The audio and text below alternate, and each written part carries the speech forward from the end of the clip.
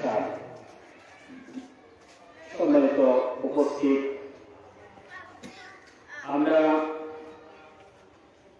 একটু মুবারক মাস অতিক্রম করছি। বর্তমানে আমরা যে মাসকে অতিক্রম করছি এই মাসটার নাম কি? শাবান মাস। আমরা শাবান মাস অতিক্রম করছি। আজকে পবিত্র শাবান মাসের 7 তারিখ। শাবান মাস হচ্ছে রমাদানের পূর্ববর্তী মাস। শাবান মাস অত্যন্ত দামি এবং বরকতপূর্ণ একটি মাস। এই মাসে একটি এমন রাত রয়েছে যে রাতকে বলা হয় হাদিসের কথায় রিসমিন শাবান, তথা শাবান মাসের অর্ধরজনী, 14 শাবান, শবে বরাত। আমরা যাকে শবে বরাত বলি। শাবান মাস অত্যন্ত দামি এবং বরকতের মাস। একজন মুসলিম হিসাবে, মুমিন হিসাবে এই মাস সম্পর্কে তথ্য জানা, বোঝা, এই মাসের ঘটনাবলী জানা একজন মুসলিম হিসাবে অতি জরুরি। রজব এবং শাবান মাস যখন আসে তখন আল্লাহ হাবিব সাল্লাল্লাহু আলাইহি সাল্লাম একটি দোয়া খুব বেশি বেশি করতেন। দোয়াটা হচ্ছে আল্লাহুম্মা বারিক লানা ফি রজব ওয়া শাবান ওয়া বাল্লিগনা রমাদান। নবী সাল্লাল্লাহু আলাইহি সাল্লাম রজব এবং শাবান মাসে আল্লাহর কাছে দোয়া করতেন, আল্লাহ রজব এবং শাবান মাসে আমাদেরকে বরকত দিয়ে বরকত দান করো এবং আমাদেরকে রমজানুল মুবারক, বছরের সর্বশ্রেষ্ঠ মাস পর্যন্ত হায়াত বাড়িয়ে নজরের সঙ্গে এগিয়ে করতেন। সুতরাং আমাদের উচিত আমরাও যখন সময় পাই নামাজের পর হাঁটতে, বসতে, উঠতে এইগুলোকে আমরা বেশি বেশি করে পড়বো। আল্লাহুম্মা বারিক লানা ফি রজব ওয়া শাবান ওয়া বাল্লিগনা রমাদান। আজকে শাবান মাসের 7 তারিখ। রমাদানের আর মাত্র 22 কিংবা 23 দিন পরে শুরু হচ্ছে বছরের সর্বশ্রেষ্ঠ মাস রমজানুল মুবারক শুরু হচ্ছে। আমরা এটাতে যাচ্ছি ইনশাআল্লাহ। এই শাবান মাসে নবী সাল্লাল্লাহু আলাইহি সাল্লাম বেশি বেশি নফল ইবাদত করতেন। বিভিন্ন হাদিস দ্বারা প্রমাণিত হাদিসগুলো যখন দেখি তখন আমরা এই মাসের গুরুত্ব আর ফজিলত হাদিসের মধ্যে দেখা যায়। একটা হাদিস এসেছে, হাদিসটি বর্ণিত হয়েছে সহিহ বুখারী এবং মুসলিম। হাদিসটি বর্ণনা করেছেন উম্মুল মুমিনিন হযরত আয়েশা রাদিয়াল্লাহু তাআলা আনহা। উম্মুল মুমিনিন হযরত আয়েশা রাদিয়াল্লাহু তাআলা আনহা এই বলেন, মা রাআইতু রাসূলুল্লাহি সাল্লাল্লাহু আলাইহি ওয়াসাল্লাম ইসতাকমালা সিয়ামা শাহরিন ইল্লা রমাদান। আল্লাহর নবী বিশ্বনবী মুহাম্মদ সাল্লাল্লাহু আলাইহি ওয়াসাল্লামের সহধর্মিণী বলেন, পবিত্র রমজান মাস ছাড়া পূর্ণ মাসে আল্লাহর নবী রোজা রেখেছেন এমনটা আমি দেখিনি। পুরো মাস জুড়ে রমাদানে তিনি রোজা রাখতেন। উম্মুল মুমিনিন হযরত আয়েশা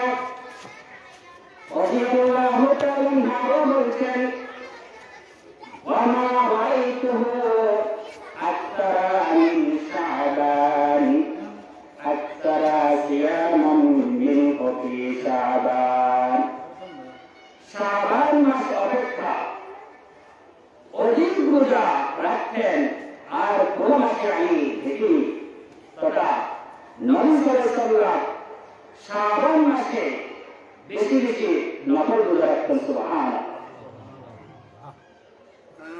এত বেশি নফল রোজা রাখতেন। আয়েশা রাদিয়াল্লাহু তাআলা বলেন, রমজানের পরে এত বেশি নফল রোজা তিনি রাখতেন শাবান মাসে, অন্য কোন মাসে তিনি রাখেন নাই।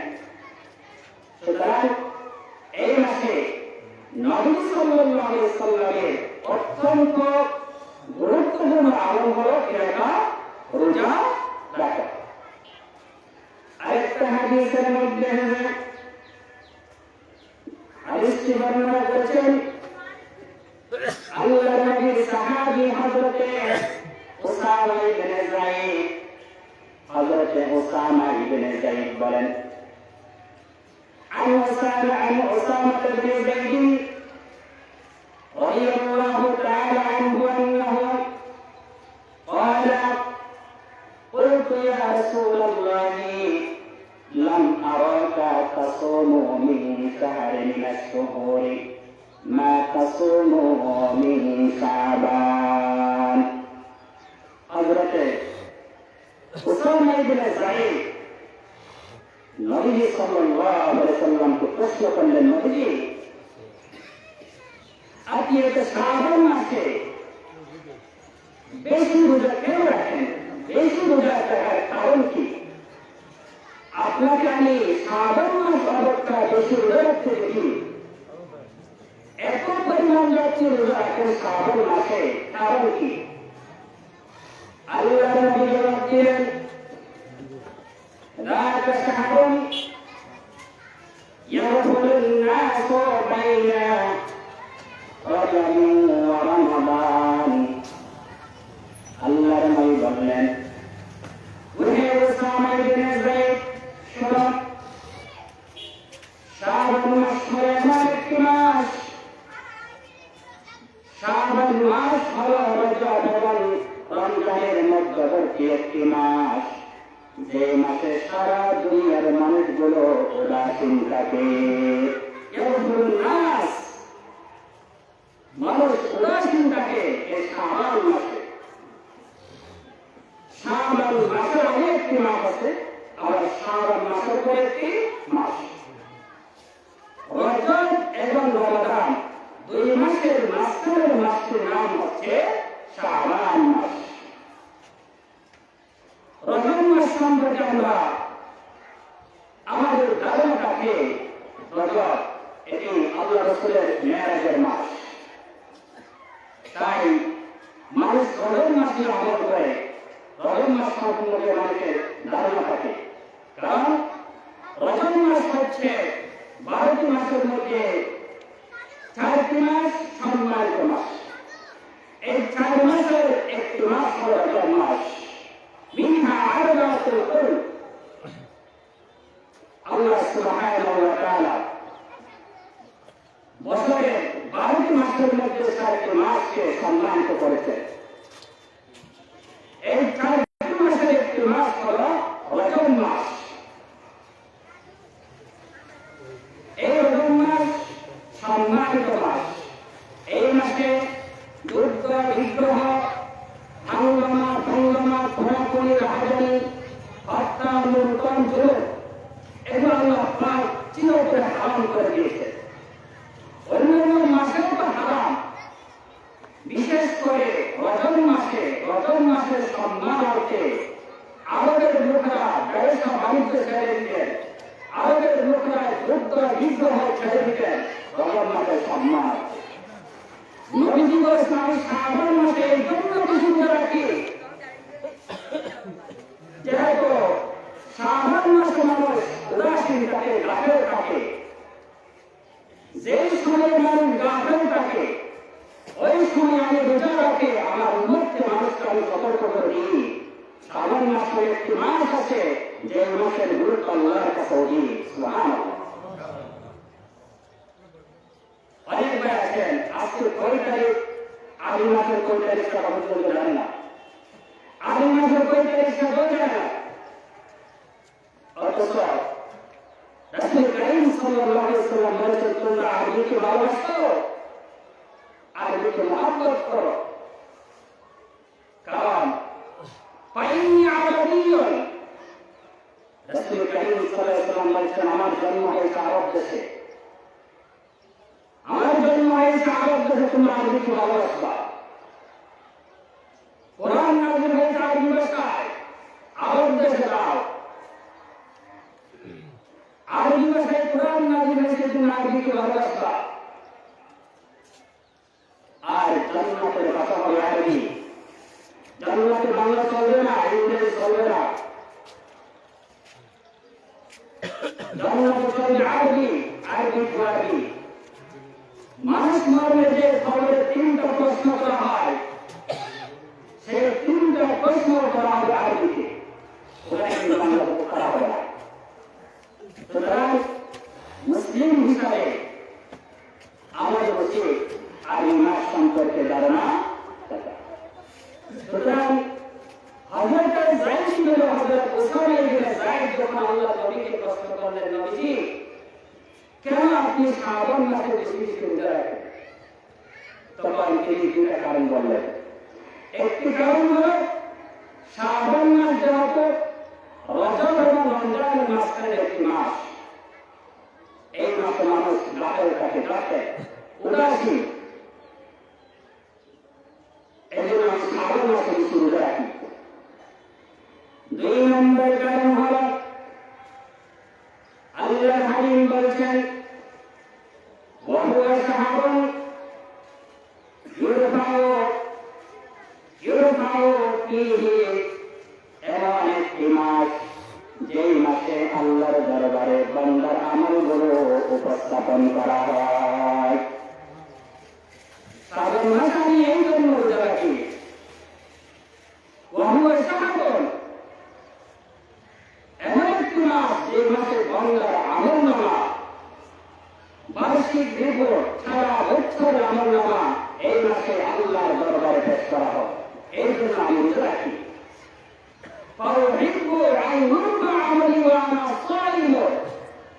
নবীজি আরো বললেন, যখন আমার আমলনামা আল্লাহর দরবারে পেশ করা হবে তখন যেন আমি রোজা অবস্থায় থাকি। সুবহান।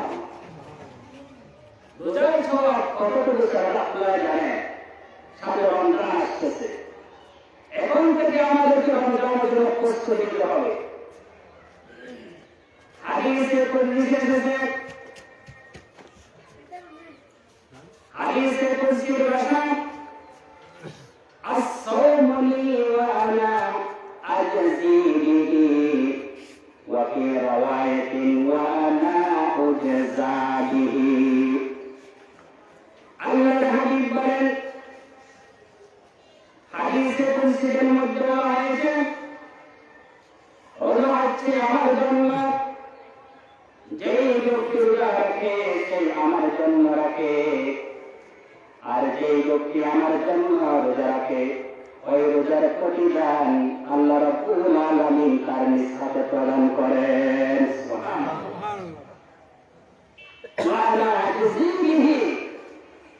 রোজা আমার জন্য, যে রোজা রাখে আল্লাহ পাকের সন্তুষ্টির জন্য রাখে। একজন পাগলের সারাদিন না খেয়ে থাকবে না, থাকবে। এই পৃথিবীতে যত আমল আছে সব আমলে রিয়া থাকতে পারে, লৌকিকতা থাকতে পারে। অনেক যে হাস করতে যায়, হাস করে এসে বলে হাজি আব্দুল কুদ্দুস নামের হাজি সাহেব লাগাই, হাস করে মানুষরা তাকে হাজি সাহেব করে। আবার অনেক জায়গায় যে নামাজ করে যাকে মায়ের তাকে নামাজি বলবে, অনেক আছে দান করে প্রকাশ্যে যাকে মায়ের তাকে দানশীলতা বলে। রোজা ছাড়া অন্যান্য আমলে লৌকিকতা থাকতে পারে, কিন্তু রোজার মধ্যে কোন লৌকিকতা নেই। এই পৃথিবীতে যত আমল আছে সব আমলের সওয়াব আল্লাহ রাব্বুল আলামিন ফেরেশতাদের মাধ্যমে প্রদান করেন, কিন্তু রোজা তার ক্ষেত্রে ব্যতিক্রম। রোজার সওয়াব আল্লাহ রাব্বুল আলামিন নিজ হাতে দান করেন।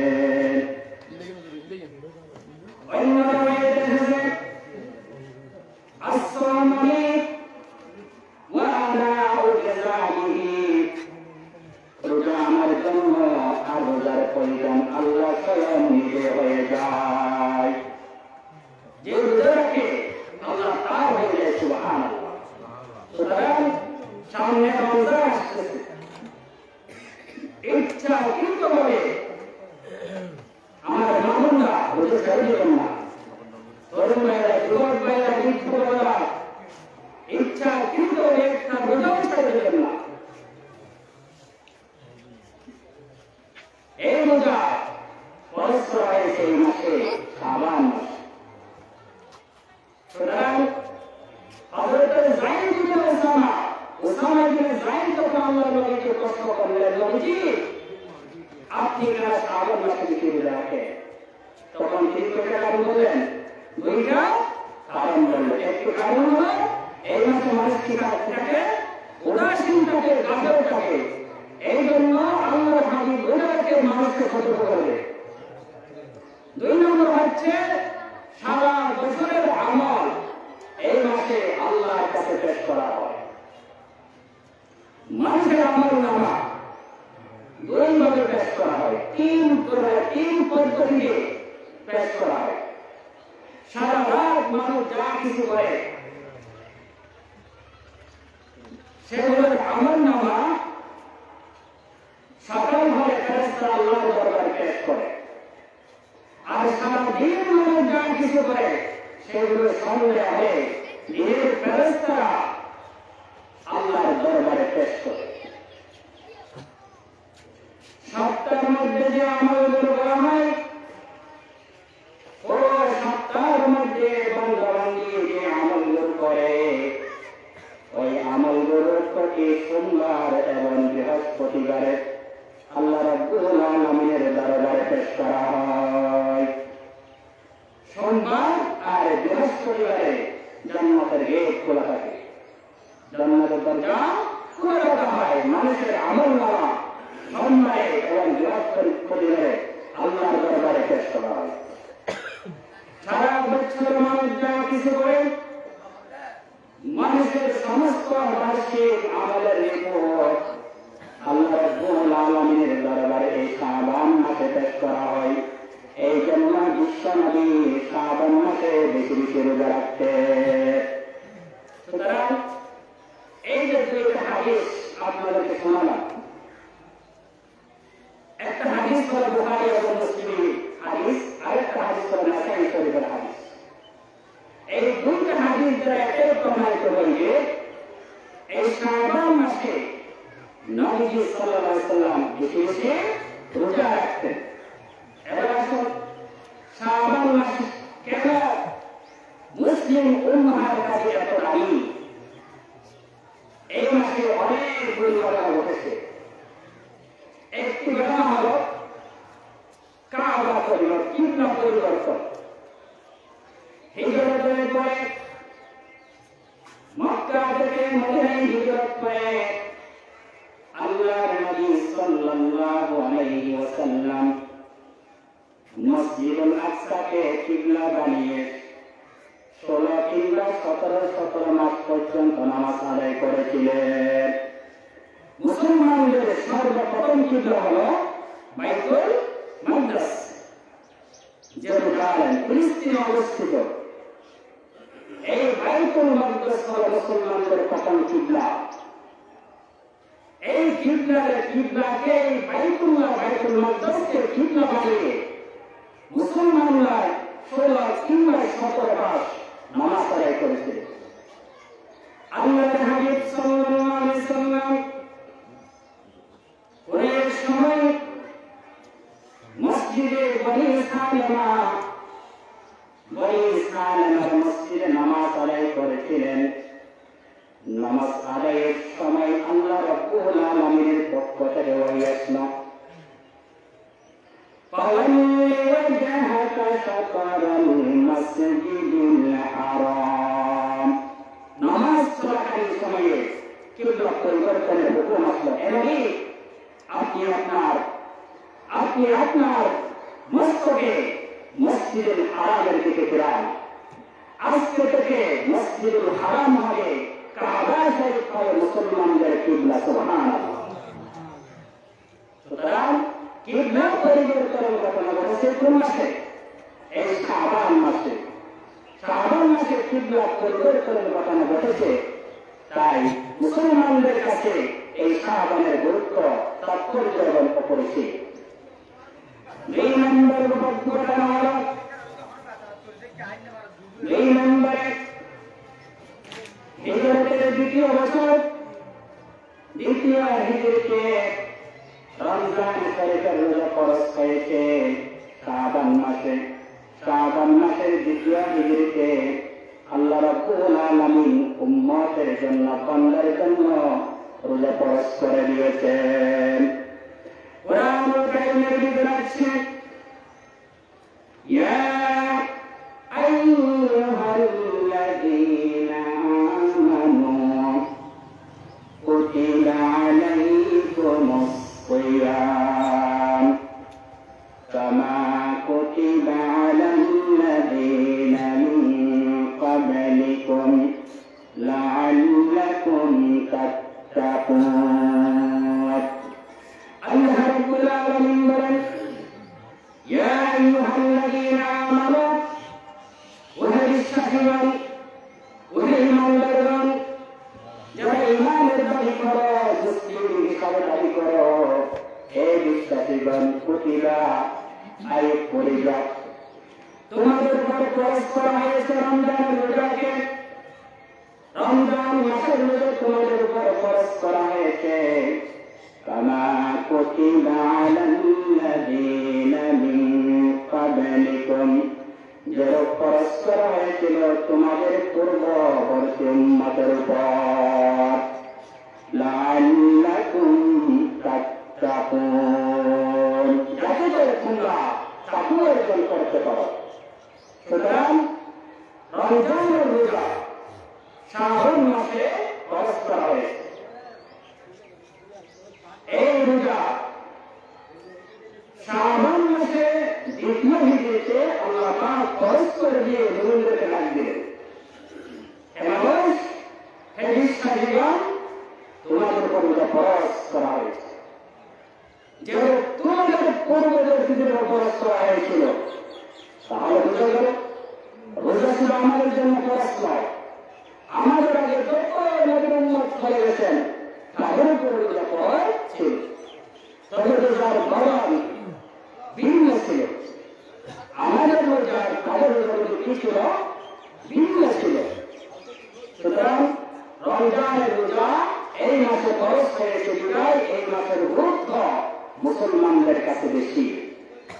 3 নম্বর ঘটনা বলছে, ইতিহাস সাক্ষী, আল্লাহর হাবিব সাল্লাল্লাহু আলাইহি ওয়াসাল্লাম যখন মক্কার অলিতে গলিতে দিন প্রচার করেছিল, মক্কার অলিতে গলিতে যখন তাওহীদের দাওয়াত দিয়েছিল, আল্লাহর একত্ববাদের প্রতি, আল্লাহর একত্ববাদের প্রতি মানুষকে আহ্বান করেছিল, নবী যখন দাবি করেছিল, তখন মক্কার কাফিররা, মক্কার বেঈমানরা, মক্কার মুনাফিকরা, মিথ্যুকরা আল্লাহর নবীর দরবারে এসে নবীজিকে প্রশ্ন করলেন, নবীজি, আপনি যদি সত্য নবী হয়ে থাকেন, আপনি যদি নবুয়ত দাবি করেন, তাহলে এই যে আমাদের মাথার উপরে দেখা যায় প্রতিদিন সন্ধ্যায় হলে রাতে যে দেখা যায় চাঁদ দেখা যায়, ওই চাঁদ বিকম্পিত করে আমাদেরকে দেখান।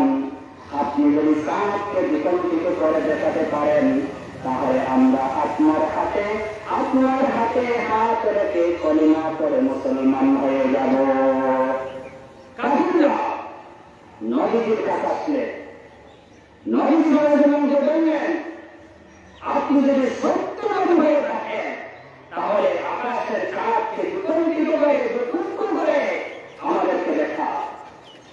আল্লাহর হাবিব সাল্লাল্লাহু আলাইহি ওয়াসাল্লাম হাতে আঙ্গুলের ইশারা যখন করেছিলেন, ইশারা করার সাথে সাথে আকাশের চাঁদ বিকম্পিত হয়ে 2 পাহাড়ে গিয়ে পড়ল। সুবহানাল্লাহ।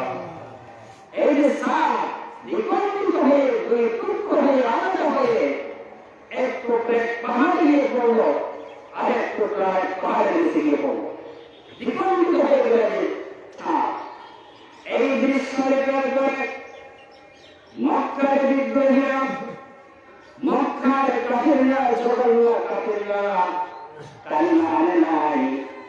কালিমা আনা নাই, কালিমা নসিব হয়নি, বরং আল্লাহর নবীকে বলেছেন কত বড় জগতের মুহাম্মদ নাউজুবিল্লাহ।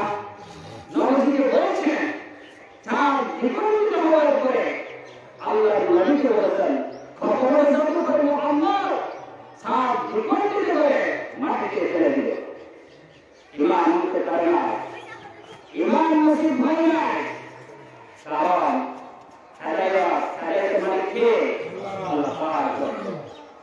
যে কেউ চাইলে ইমান হতে পারবে না।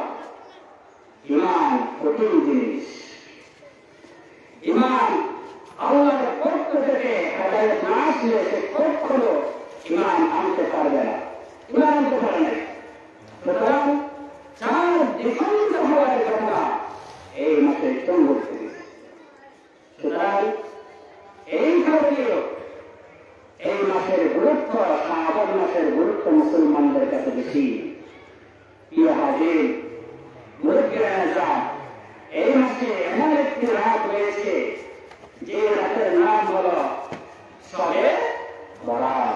আমরা শবে বরাত হিসাবে জানি, কিন্তু হাদিসের ভাষায় এই রাতকে বলা হয় নিসফে মিন শাবান, শাবান মাসের অর্ধরজনী। যে কয়েকটা রাতে দোয়া করলে দোয়া মঞ্জুর হয়, সেই সব রাতের মধ্যে অন্যতম রাত হল শাবান মাসের রাত। এ রাতে যত পারেন ইবাদত করবেন, ঘুমাবেন না, যত পারেন ঘুমাবেন না, যত পারেন আল্লাহ পাকের দাসত্ব করবেন, বন্দেগী করবেন। হাদিস শরীফের ভিতরে এসেছে আল্লাহর নবীর প্রখ্যাত সাহাবী হযরত মুআয ইবনে জাবাল রাদিয়াল্লাহু তাআলা বর্ণনা, তিনি বলেন ইয়াত্তারিউল্লাহু ইলা খালকিহি ফি লাইলাতিল নিসফি মিন শাবান ফায়াগফিরু লিজামিই খালকিহি ইল্লা লিমুশরিকিন আও মাশাহিন। আল্লাহর নবীর প্রখ্যাত সাহাবী, জলিলুল কদর সাহাবী হযরত মুআয ইবনে জাবাল বলেন, শাবান মাসের অর্ধরজনীতে আল্লাহ রাব্বুল আলামিন তার সমস্ত সৃষ্টির দিকে রহমতের দৃষ্টি দেন। ফায়াগফিরু লিজামিই খালকিহি, অতঃপর তার সমস্ত সৃষ্টিকে, তার বান্দাগুলিকে ক্ষমা করে দেন। ইল্লা লিমুশরিকিন আও মাশাহিন, তবে দুই শ্রেণীর মানুষকে আল্লাহ রাব্বুল আলামিন শাবান রাতে ক্ষমা করেন না। সমস্ত সৃষ্টিকে, সমস্ত মানুষকে আল্লাহ পাক রব্বুল আলামিন ক্ষমা করে দেন শাবান মাসের রাতে। যখন আপনি আল্লাহর কাছে চাইবেন, আল্লাহ পাক আপনাকে ক্ষমা করে দিবেন। কিন্তু দুই শ্রেণীর মানুষ রয়েছে, নাফরমান, বেঈমান, সাফল্য রয়েছে এমন দুই শ্রেণীর মানুষ যাদেরকে আল্লাহ পাক কখনো ক্ষমা করবে না। তার মধ্যে একজন হল যে মুশরিক, যে আল্লাহর সাথে শিরক করে। শিরক এটি বড় অপরাধ, মারাত্মক গুনাহ। এই শিরক থেকে আমাদেরকে দূরে থাকতে হবে। হযরত লুকমান হাকিম তার সন্তানকে অনেকগুলি উপদেশ দিয়েছিলেন। ওই উপদেশগুলোর মধ্যে সর্বপ্রথম উপদেশ হল ইয়া বুনাইয়া লা তুশরিক বিল্লাহ ইন্নাশ শিরকা লাযুলমুন আযীম।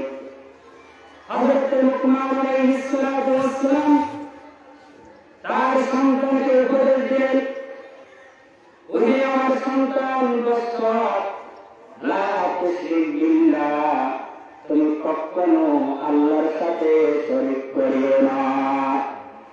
ইন্নাশ শিরকা লাযুলমুন আযীম, কেননা শিরক হলো মস্ত বড় অপরাধ, মস্ত বড় গুনাহ। আল্লাহ রাব্বুল আলামিন শিরকের গুনাহ ক্ষমা করবেন না। আমাদের দেশে শিরকের অভাব নাই।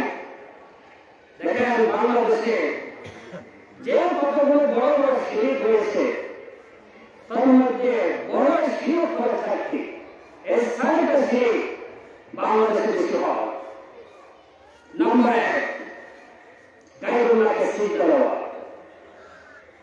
এই যে কপাল লড়াই, এই কপাল একমাত্র ভাবে কার জন্য?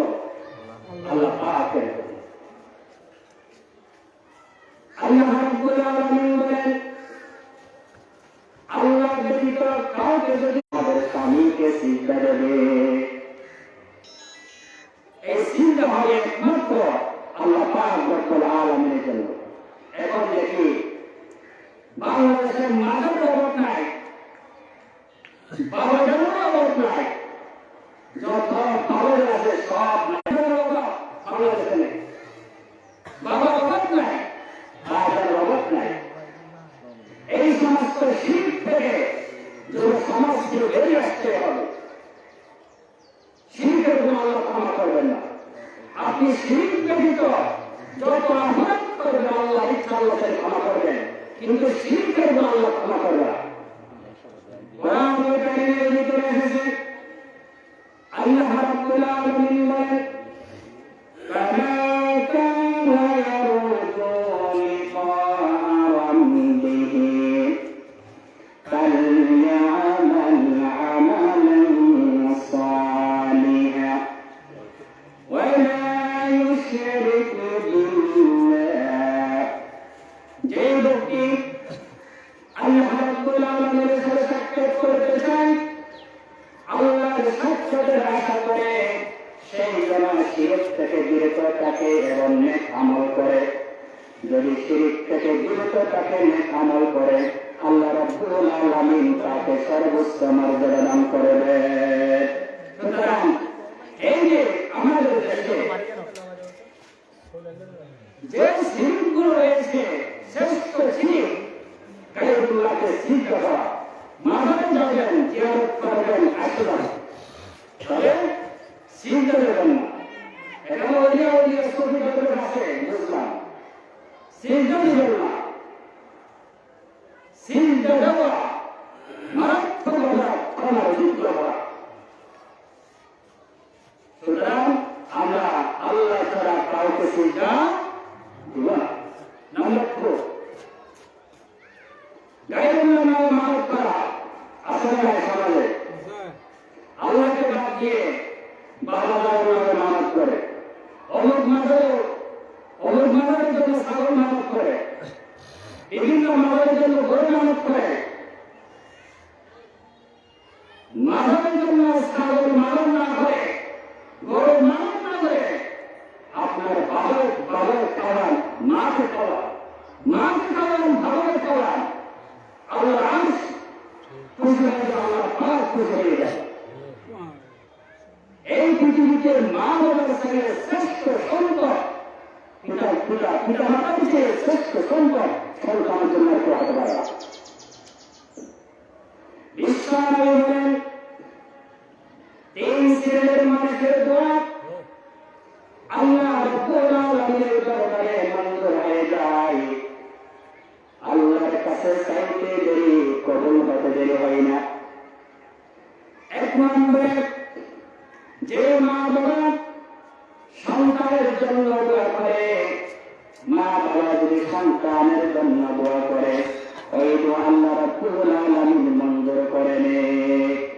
এজন্য যুবক ভাইয়েরা, বাবাকে খাওয়াবেন, মাকে খাওয়াবেন, মাকে জন্য মান্যত করবেন না।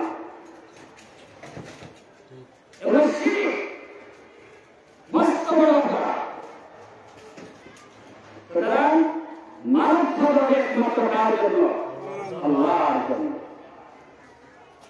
3 নম্বরে, গায়রুল্লাহর গায়রকে বিশ্বাস করা। এটি আমাদের সমাজ আছে। বিভিন্ন মানুষ সুফি দরবেশ, ভবিষ্যৎ বাইরে, এই ভবিষ্যৎ বাইরে বিশ্বাস করা শিরক। ভবিষ্যৎ সম্পর্কে কেউ জানে না। আলিমুল গায়বকে প্রকাশ্যে গোপনে ভবিষ্যৎ বাইরে একজনকে আল্লাহ পাক রব্বুল আলামিন। সুতরাং গায়রুল্লাহর গায়রিকে বিশ্বাস করা যাবে না, সেটা থেকে আমাদেরকে বিরত রাখতে হবে। এই শিরকগুলো ভয়ঙ্কর শিরক, এই সাধারণ অবৈধদেরকে আল্লাহ পাক সবাইকে ক্ষমা করবেন, কিন্তু মুশরিকদেরকে ক্ষমা করবেন না। নাম্বার 2, মুশরিকিন যারা হিংসা বিদ্বেষ করে, মানুষের মধ্যে হিংসা করে, হিংসার সুখে দেখে টাকার পাওয়ার দেখায়, বংশের পাওয়ার দেখায়, ছেলে সন্তানের পাওয়ার দেখায়, হিংসা করে। এই হিংসা যারা করে তাদের জন্য সর্বনাথের রাখে, সর্বদলের রাখে একটু ক্ষমায়। এই হিংসা থেকে বেরিয়ে আসতে হবে, এই শিরক থেকে বেরিয়ে আসতে হবে, তারপরে আপনার আল্লাহর দরবারে মঞ্জুর হবে। ইসলাম বলেন ইয়াকুল হাসানাত ফাইন্নাল হাসানা ইয়াকুলুল হাসানাতি কামা তাকুলুন নারুল হাতাব। হিংসা মানুষকে পুড়ে ছারখার করে দেয়। এই যে শুকনো খাট, আগুন শুকনো কাঠকে জলের পুড়ে ছারখার করে দেয়। হিংসার কারণে মানুষের আমল সব